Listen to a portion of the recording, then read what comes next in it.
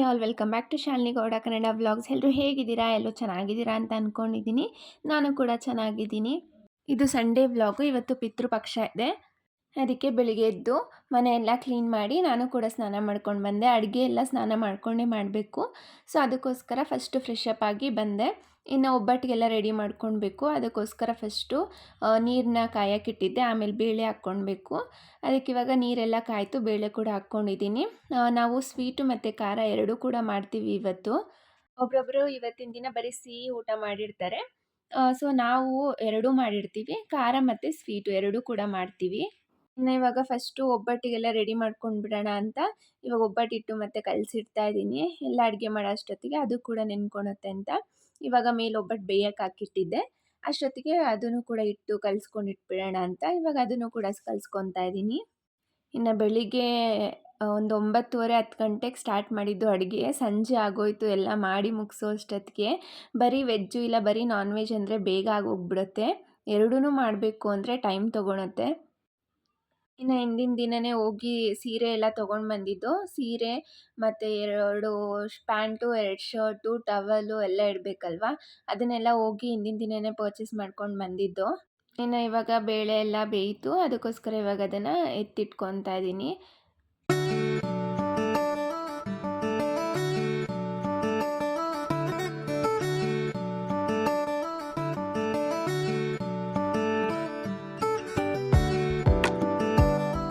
ಇವಾಗ ಬೆಲ್ಲ ಎಲ್ಲ ಚುಚ್ಕೊಂಡಿದ್ದೆ. ಇವಾಗ ಅದನ್ನು ಒಂದು ಪಾತ್ರೆಗೆ ಬೆಲ್ಲ, ತೆಂಗಿನಕಾಯಿ, ಏಲಕ್ಕಿ ಪುಡಿ, ಬೇಳೆ ಇದನ್ನೆಲ್ಲ ಹಾಕ್ಕೊಂಡು ಚೆನ್ನಾಗಿ ಬಿಸಿ ಮಾಡಿಕೊಂಡ್ರೆ ಹಸಿ ಸ್ಮೆಲ್ ಹೋಗುತ್ತೆ. ಸೊ ಅದಕ್ಕೋಸ್ಕರ ಇವಾಗ ಆ ಥರ ಮಾಡಿಕೊಂಡೆ. ಇನ್ನು ನಾನು ಎಲ್ಲ ವರ್ಷವೂ ಕೂಡ ರುಬ್ಬಕ್ಕೆ ಕಳಿಸ್ತಾ ಇದ್ದೆ. ಆದರೆ ಈ ಸತಿ ಸ್ವಲ್ಪ ಹಾಕಿದ್ದೀನಿ ಅಂತ ಮನೇಲೇ ರುಬ್ಕೊಳ್ಳೋಣ ಅಂತ ಅದನ್ನು ಮನೇಲೇ ಇಟ್ಕೊಂಡೆ.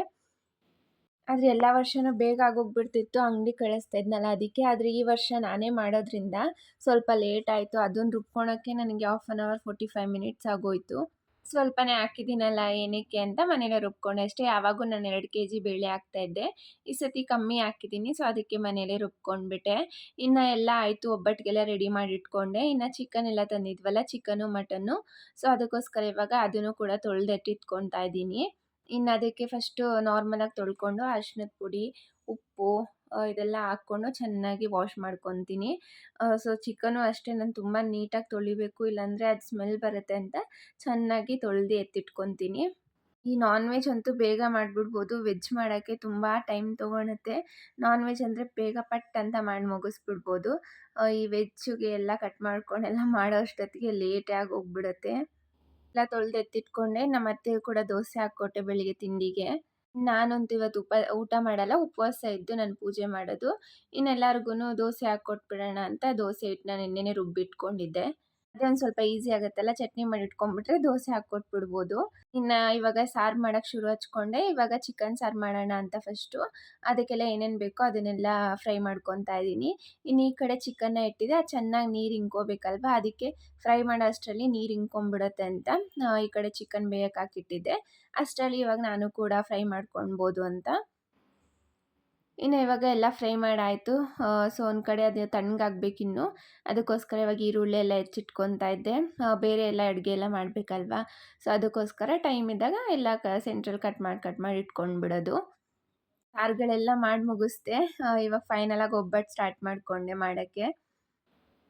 ಇನ್ನು ಆ ಕಡೆ ಎಲ್ಲ ನಮ್ಮ ನಾದಿನಿ ಎಲ್ಲ ರೆಡಿ ಮಾಡ್ಕೊತಾ ಇದ್ಲು ಪೂಜೆಗೆ. ಅವರೆಲ್ಲ ಪೂಜೆಗೆ ರೆಡಿ ಮಾಡ್ಕೊತಾ ಇದ್ರು. ನಾನು ಈ ಕಡೆ ಅಡುಗೆ ಕೆಲಸ ಏನಿದೆ ಅದನ್ನು ಮಾಡ್ಕೊತೀನಿ. ಯಾವಾಗೂ ಅಷ್ಟೇ ನಾನೊಂದು ಮಾಡ್ತಾಯಿದ್ರೆ ಅವ್ರುಗಳೆಲ್ಲ ಸೇರ್ಕೊಂಡು ಒಂದು ಮಾಡ್ತಾರೆ.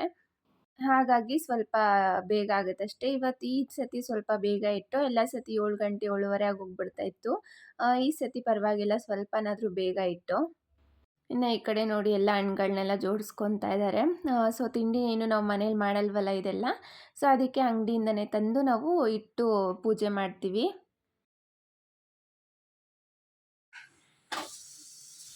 ಬರ್ತೈತೆ ಇವಾಗೆಲ್ಲ ಆಯಿತು, ಅಡುಗೆ ಎಲ್ಲ ಮಾಡಿಟ್ಬಿಟ್ಟೆ. ಇವಾಗ ಅಲ್ಲಿ ರೆಡಿ ಮಾಡ್ಕೊತಾ ಇದ್ದಾರೆ. ಸೊ ಅಷ್ಟರಲ್ಲಿ ಒಬ್ಬಟ್ಟು ಮಾಡ್ತಾ ಇದ್ದೀನಿ.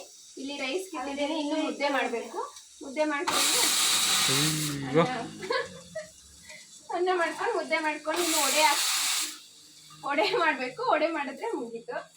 ಪೂಜೆ ಮಾಡಿಬಿಟ್ಟು ನಾವು ಸಂಜೆನೇ ಪೂಜೆ ಮಾಡೋದು. ಸೊ ಅದಕ್ಕೋಸ್ಕರ ಎಲ್ಲ ಅಡುಗೆ ಎಲ್ಲ ಮುಗಿಸಿ ನೋಡಿ ಅಲ್ಲೆಲ್ಲ ಆಮೇಲೆ ನೋಡಿ ಅಲ್ಲೆಲ್ಲ ಜೋಡಿಸಿದೀನಿ, ತೋರಿಸಿ ಅಲ್ಲೆಲ್ಲ. ನೋಡಿ ಅಲ್ಲೆಲ್ಲ ತೋರಿಸಿದೀನಿ, ಆಮೇಲೆ ತೋರಿಸ್ತೀನಿ ಅದ್ರಲ್ಲಿ ಏನೇನಿದೆ ಅಂತ. ಇಲ್ಲಿ ಪೂಜೆ ಸಾಮಾನು ರೆಡಿ ಮಾಡ್ಕೊಂತ ಇದೀವಿ. ಯೂಟ್ಯೂಬ್ ಬ್ಲಾಗರ್ ಬಂದು ಇಲ್ಲಿ ಎಲ್ಲ ಹೂವಿಂದು ಪೂಜೆ ಸಾಮಾನೆಲ್ಲ ತೆಗ್ದು ಇನ್ನು ಪೂಜೆಗೆಲ್ಲ ರೆಡಿ ಮಾಡ್ಕೊಂಡು ಆಯ್ತಲ್ಲ. ಇವಾಗ ರಂಗೋಲಿ ಹಾಕ್ಕೊಂತ ಇದ್ದಾಳೆ. ಇನ್ನು ಈ ಥರ ರಂಗೋಲಿ ಎಲ್ಲ ಹಾಕಿ ಅದ್ರ ಮೇಲೆ ಮಣೆ ಇಟ್ಟು ಪೂಜೆ ಮಾಡ್ತೀವಿ.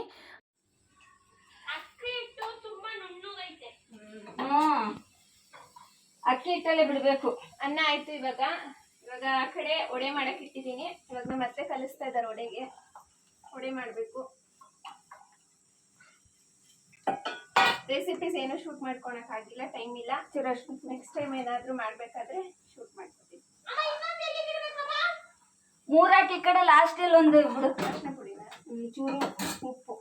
ಇನ್ನು ಒಂದು ಕಡೆ ಒಬ್ಬಟ್ಟು, ಒಂದು ಕಡೆ ಒಡೆನ ಇಟ್ಕೊಂಡಿದ್ದೆ. ಇನ್ನು ಈ ಕಡೆ ನನ್ನ ಮೈದನ್ನ ಎಲ್ಲ ಏನೇನು ಬೇಕು, ಮಣೆ ಎಲ್ಲ ಬೇಕಲ್ಲ, ಸೊ ಅದನ್ನೆಲ್ಲ ತೊಳ್ದು ಎತ್ತಿಟ್ಕೊತಾ ಇದ್ರು. ಇನ್ನು ಮನೇಲಿ ಎಲ್ಲರೂ ಇದ್ದೀವಂದರೆ ಎಲ್ಲರೂ ಒಂದೊಂದು ಕೆಲಸ ಮಾಡ್ಕೊತಾ ಇರ್ತೀವಿ. ಸ್ವಲ್ಪ ಬೇಗ ಆಗಬೇಕು ಅಂತ ಒಂದು ಕಡೆ ಒಬ್ಬಟ್ಟು, ಒಂದು ಕಡೆ ಒಡೆಗೆಲ್ಲ ಇಟ್ಕೊಂಡಿದ್ದೆ. ನೋಡಿ ಒಬ್ಬಟ್ಟು ಒಡೆ ಇಟ್ಟು, ಸೊ ಇಷ್ಟು ಮಾಡಿದ್ದೆ ಒಡೆ ಹಿಟ್ಟನ್ನ. ನೋಡಿ ಒಡೆ ಚೆನ್ನಾಗಿ ಬೇಯ್ತಾ ಇದ್ದೆ, ಎಲ್ಲ ಚೆನ್ನಾಗಿ ಬಂದಿತ್ತು. ಇನ್ನು ಒಬ್ಬಟ್ಟು ಕೂಡ ತುಂಬ ಚೆನ್ನಾಗಿ ಬಂದಿತ್ತು ಈ ಸತಿ. ಸ್ವೀಟ್ ಎಲ್ಲ ಪರ್ಫೆಕ್ಟ್ ಆಗಿತ್ತು. ಈ ಥರ ಬೇಯಿಸಿ ಮಾಡಿದ್ರೆ ಒಂಥರ ಟೇಸ್ಟ್ ಚೆನ್ನಾಗಿರುತ್ತೆ. ಹಾಗೆ ಮಾಡಿದ್ರೆ ಸ್ವಲ್ಪ ಹಸಿ ಹಸಿ ಸ್ಮೆಲ್ ಬರುತ್ತೆ. ಇವಾಗ ಎಷ್ಟು ಬೇಕೋ ಎಡೆಗೆ ಅಷ್ಟು ಮಾತ್ರನೇ ಮಾಡ್ಕೋತೀನಿ. ಆಮೇಲೆ ಬಿಸಿ ಬಿಸಿ ತಿಂತೀವಿ ಎಲ್ಲರೂ ಮಾಡಿಕೊಂಡು. ಗೊಜ್ಜು,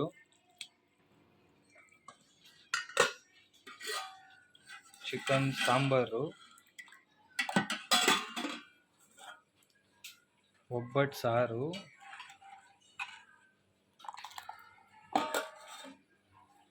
ಇದು ಒಂದು ತರಕಾರಿ ಪಲ್ಯ, ಕುಂಬಳಕಾಯಿ ಪಲ್ಯ, ಮಟನ್ ಗ್ರೇವಿ,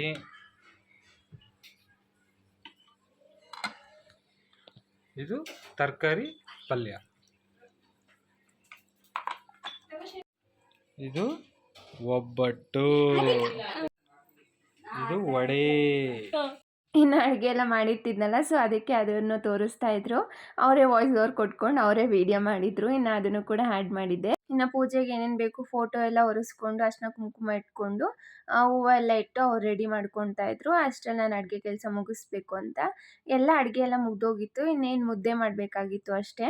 ಸೊ ಅದಕ್ಕೋಸ್ಕರ ಅಷ್ಟರಲ್ಲಿ ಇವರೆಲ್ಲರೂ ರೆಡಿ ಮಾಡಿ ಎತ್ತಿಟ್ಕೊತಾ ಇದ್ರು. ನೋಡಿ ಎಲ್ಲರೂ ಒಂದೊಂದು ಕೆಲಸ ಮಾಡ್ಕೊಂಡು ಎಲ್ಲ ಬ್ಯುಸಿಯಾಗಿದ್ದಾರೆ.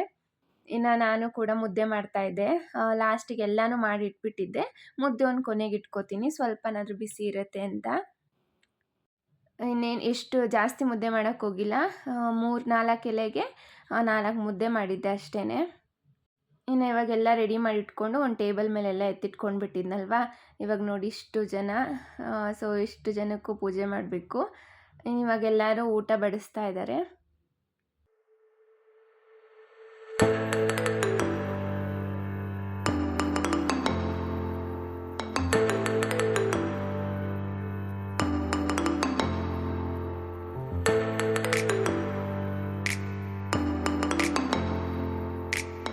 ಎಲ್ಲ ರೆಡಿ ಮಾಡ್ಕೊಂಡ್ಮೇಲೆ ನಮ್ಮ ಯಜಮಾನ್ರು ನಾನು ಫಸ್ಟ್ ಪೂಜೆ ಮಾಡ್ತೀವಿ.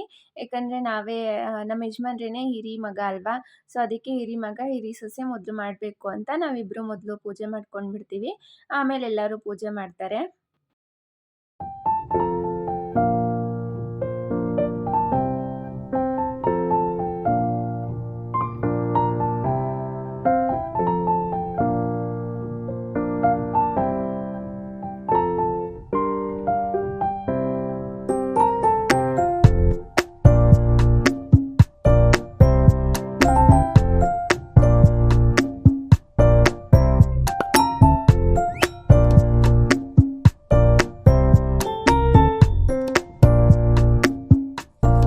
ಇವಾಗ ಎಲ್ಲರದು ಪೂಜೆ ಮುಗೀತು. ಪೂಜೆ ಮುಗಿದ್ಮೇಲೆ ಇವಾಗ ಕಾಗೆಗೆ ಅಂತ ಇಟ್ಟಿರ್ತೀವಲ್ಲ, ಅದನ್ನು ತೊಗೊಂಡೋಗಿ ಮೇಲಿಡ್ತೀವಿ. ಸೊ ಸಂಜೆ ಆದರೆ ಯಾವ ಕಾಗೆನೂ ಬರಲ್ಲ, ಆದರೆ ಏನು ಮಾಡೋಕ್ಕಾಗಲ್ಲ, ಶಾಸ್ತ್ರ ಇಡಲೇಬೇಕು. ಸೊ ಇಡ್ತೀವಿ. ಬೆಳಗ್ಗೆ ಹೋಗಿ ಎತ್ಕೊಂಡು ಬರ್ತೀವಿ. ಆದರೆ ಈ ಸತಿ ನಾನು ಎತ್ಕೊಂಡು ಬರ್ಬೇಕಾದ್ರೆ ಅದರಲ್ಲಿ ಏನೂ ಕೂಡ ಇರಲಿಲ್ಲ, ಎಲ್ಲ ಖಾಲಿಯಾಗಿತ್ತು. ಮೇ ಬಿ ಬೆಳಿಗ್ಗೆ ತಿಂದು ಏನೋ ಗೊತ್ತಿಲ್ಲ. ಇನ್ನು ಅದೆಲ್ಲ ಇಟ್ಬಿಟ್ಟು ಬಂದು ಆಚೆ ಕೂತ್ಕೊಂಡಿದ್ದೀವಿ.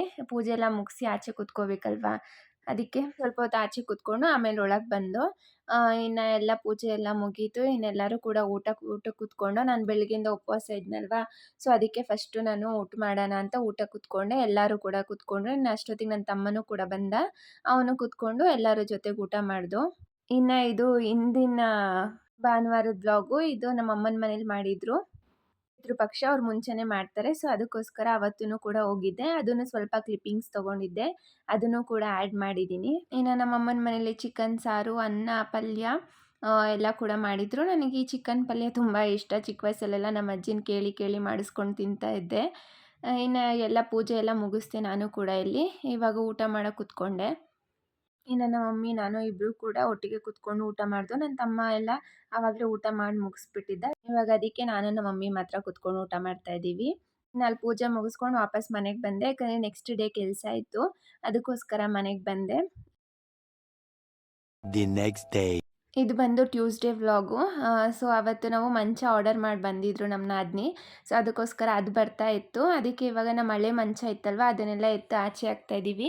ಈ ಮಂಚ ಅಷ್ಟೊಂದು ಚೆನ್ನಾಗಿರಲಿಲ್ಲ, ಅದಕ್ಕೋಸ್ಕರ ಹೊಸದು ಹೋಗಿ ಆರ್ಡರ್ ಮಾಡಿ ಬಂದಿದ್ಲು. ಇನ್ನು ಅದು ಕೂಡ ಬರ್ತಾ ಇದೆ ಅಂತ ಆನ್ ದ ವೇ ಅಂತ ಹೇಳಿದರು. ಇನ್ನು ಮನೆಗೆ ಯಾರೂ ಬಂದೂ ಇರಲಿಲ್ಲ. ನಮ್ಮ ಮನೇಲಿ ನನ್ನ ಮೈದನ ಯಜಮಾನ್ರು ಯಾರೂ ಇರಲಿಲ್ಲ.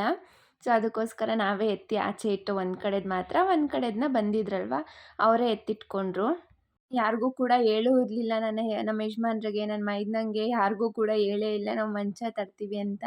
ನಮ್ಮ ನಾದಿನಿ ಹೋಗಿ ಆರ್ಡರ್ ಮಾಡಿ ಬಂದಿದ್ಲು. ನಮಗೆ ಮಾತ್ರ ಗೊತ್ತಿತ್ತು ತರ್ತಾ ಇದ್ದೀವಿ ಅಂತ. ಇನ್ನು ಅವರೆಲ್ಲ ಬಂದಮೇಲೆ ಶಾಕ್ ಆದರು, ಓ ಮಂಚ ತಂದುಬಿಟ್ಟಿದ್ದೀರಾ ಅಂತ. ಇನ್ನು ನೋಡಿ ಎಲ್ಲ ತಂದು ಪಾರ್ಟ್ಸ್ ಇಟ್ಕೊಂಡಿದ್ದಾರೆ. ಆಮೇಲೆ ಜಾಯಿನ್ ಮಾಡ್ತಾರಂತೆ.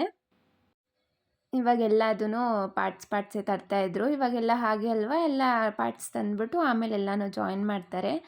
ಇವಾಗೆಲ್ಲ ತಂದಿಟ್ಕೊಂಡು ಇವಾಗ ನೋಡಿ ಎಲ್ಲ ಕಡೆ ತಂದಿಟ್ಟಿದ್ದಾರೆ ಈ ಥರ ಸೈಡಲ್ಲಿ. ಇನ್ನು ಇದು ಮೇಲ್ಗಡೆ ಹಾಕೋದು. ಒಂದು ರೂಮ್ಗೆ 2 ರೂಮಿಗೆ ತಂದಿದ್ದೀವಿ. ಸೊ ಒಂದೊಂದಕ್ಕೂ ಬೇರೆ ಬೇರೆ ಮಂಚ ತಂದಿದ್ದೀವಿ. ಎರಡೂ ಕೂಡ ತುಂಬ ಚೆನ್ನಾಗಿದೆ. ಸೊ ಇವಾಗ ತಂದಿದ್ದೀವಲ್ಲ, ನೋಡಬೇಕು. ಎಲ್ಲ ಕ್ವಾಲಿಟಿ ಎಲ್ಲ ಚೆನ್ನಾಗಿದೆ. ಇನ್ನು ಅದು ಮೇಲೆ ಸ್ವಲ್ಪ ಕೋಟಿಂಗ್ ಹೊಡಿಬೇಕು ಅಂತ ಅದನ್ನು ಕೂಡ ಹೊಡ್ಕೋತಾ ಇದ್ರು. ಇನ್ನು ಅವರೆಲ್ಲ ಬಂದಿದ್ರಲ್ಲ ಪಾಪ, ಅಷ್ಟು ಕಷ್ಟಪಡ್ತಿದ್ದಾರೆ ಅಂತ ಟೀ ಇಲ್ಲ ಕಾಫಿ ಏನಾದರೂ ಕೊಡೋಣ ಅಂತ ಇವಾಗ ನಾನು ಕಾಫಿ ಮಾಡ್ತಾಯಿದ್ದೀನಿ. ಟೀ ಬೇಯಕ್ಕೆ ಲೇಟ್ ಆಗುತ್ತಲ್ವ, ಅದಕ್ಕೆ ನಾನು ಯಾವಾಗೂ ಕಾಫಿನೇ ಪ್ರಿಫರ್ ಮಾಡೋದು. ಸೊ ಅದಕ್ಕೋಸ್ಕರ ಅದನ್ನೇ ಕೊಡೋಣ ಅಂತ ಇವಾಗ ಅದನ್ನು ಮಾಡಿ ಅವ್ರಿಗೆ ಕೊಡ್ತೀನಿ. ಸೊ ಅವ್ರಿಗೂ ಸ್ವಲ್ಪ ಟಯರ್ಡ್ ಆಗಿರುತ್ತಲ್ಲ, ಮೇಲಿಂದ ಎತ್ಕೊಂಡು ಬರಬೇಕು. ಸೊ ಅದಕ್ಕೋಸ್ಕರ ಫಸ್ಟು ಕೊಡೋಣ ಅಂತ ಅವ್ರಿಗೆ ಹೋಗಿ ಕೊಟ್ಟೆ. ಇನ್ನು ನೋಡಿ ಎಲ್ಲ ಫಿಟ್ ಮಾಡ್ತಾ ಇದ್ದಾರೆ. ಸೊ ತುಂಬ ಚೆನ್ನಾಗಿತ್ತು. ಇಲ್ಲಿ ಕೆಳಗಡೆ ಸ್ಟೋರೇಜ್ ಕೂಡ ಇದೆ. ಈ ಕಾಟ್ಗೆ 2 ಸ್ಟೋರೇಜ್ ಕೊಟ್ಟಿದ್ದಾರೆ. ಮತ್ತು ಸೆಂಟ್ರಲ್ಲೂ ಕೂಡ ಹಾಸಿಗೆ ಹಾಕ್ಬಿಟ್ಟು ಎತ್ಬೋದು. ನೋಡಿ ಈ ಮ್ಯಾಟ್ರೆಸ್ ತೊಗೊಂಡು ಬಂದು.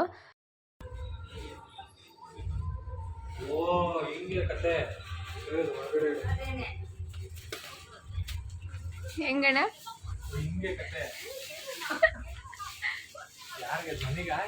ಫಸ್ಟ್ ಹೋಗಿ ಒಳಗಡೆ ಹೋಗಿ ನೋಡಿ. ಎರಡು ರಿಮೂವೇಬಲ್ ಬರ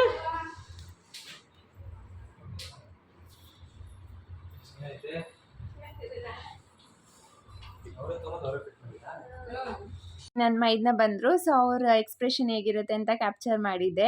ಏನೆಲ್ಲ ಮಾತಾಡ್ತಾ ಇದ್ರು, ಯಾಕಂದರೆ ಅವ್ರಿಗೆ ಗೊತ್ತಿರಲಿಲ್ವಲ್ಲ ನಾವು ತರೋದು. ಅದಕ್ಕೆ ಏನು ಎಷ್ಟಾಯಿತು ಹಾಗೆ ಹೀಗೆ ಅಂತ ಮಾತಾಡ್ಕೊತಾ ಇದ್ರು. ಲಾಸ್ಟಲ್ಲಿ ಮಂಚ ಹೇಗೆ ಕಾಣಿಸ್ತಾ ಇದ್ದೀನಿ ಅಂತ ಆ್ಯಡ್ ಮಾಡಿದ್ದೀನಿ ಫೋಟೋ. ನೋಡಿ ತುಂಬ ಚೆನ್ನಾಗಿ ಕಾಣಿಸ್ತಾ ಇದೆ ಅಲ್ವಾ. ನಿಮ್ಗೇನಾದರೂ ಈ ವಿಡಿಯೋ ಇಷ್ಟ ಆಗಿದ್ದರೆ ಪ್ಲೀಸ್ ಲೈಕ್ ಮಾಡಿ, ಶೇರ್ ಮಾಡಿ ಮತ್ತು ಸಬ್ಸ್ಕ್ರೈಬ್ ಮಾಡ್ಕೊಳ್ಳಿ. Thanks for watching.